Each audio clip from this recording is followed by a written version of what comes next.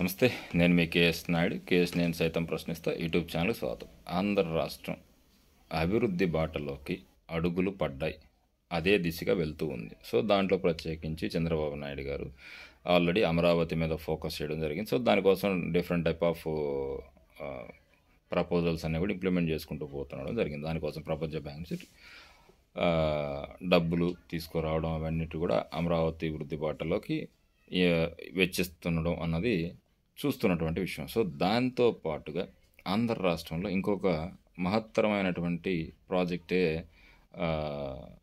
మొదలవుతుందని అనుకోవాలి. అది ఏంటంటే సీప్లేన్ సేవలు కూడా ఆంధ్ర రాష్ట్రంలో డెవలప్మెంట్లో ఒక పార్ట్గా మనం అనుకోవాలి. మంచిదే ఇది. సరే, దానికి సంబంధించినటువంటి ఈ పర్యాటక రంగ యొక్క ఆలోచన తీరు ఎలా ఉందో చూద్దాం.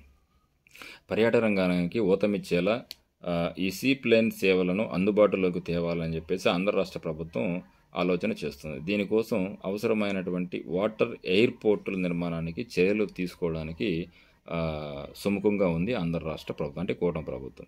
విజయవాడలోని ప్రకాశం బ్యారేజ్, శ్రీశైలం జలాశయం, నాగార్జున సాగర్తో పాటు విశాఖపట్నం సముద్ర తీర ప్రాంతాల్లో వాటర్ ఎయిర్పోర్ట్లు ఏర్పాటు చేయాలని చెప్పేసి రాష్ట్ర ప్రభుత్వం రాష్ట్ర ఎయిర్పోర్ట్స్ డెవలప్మెంట్ కార్పొరేషన్ వారిని సీఎం చంద్రబాబు నాయుడు ప్రతిపాదనలు సమర్పించడం జరిగింది. దానికి సీప్లేన్ సేవలు అందుబాటులోకి వస్తే ఆ ప్రాంతాల్లో పర్యాటక రంగం అభివృద్ధి చెందుతుందని, తద్వారా మన ఆంధ్ర రాష్ట్రానికి ఆదాయంతో పాటు యువకులకు ఉపాధి అవకాశాలు కూడా లభిస్తాయని ఆశిస్తున్నారు. ఈ నేపథ్యంలో వాటర్ ఎయిర్పోర్ట్ల ఏర్పాటులో అసాధ్యాలను పరిశీలించాలని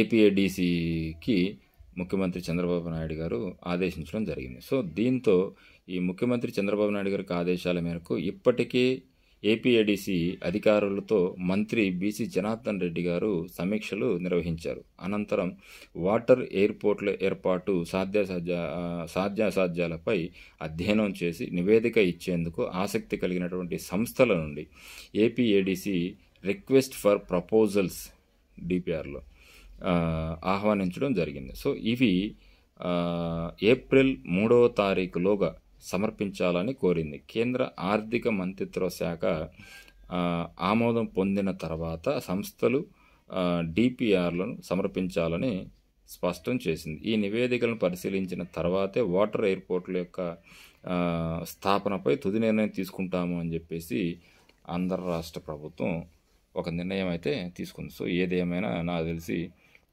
నిన్న ఇవి రావాలి రిపోర్ట్స్ రావాలి. మరి వస్తే ఆ రిపోర్ట్స్లో ఏముంది, నిజంగా ఈ సీప్లేన్ సాధ్యమా అసాధ్యమా అన్నది చూడాలి. Thank you.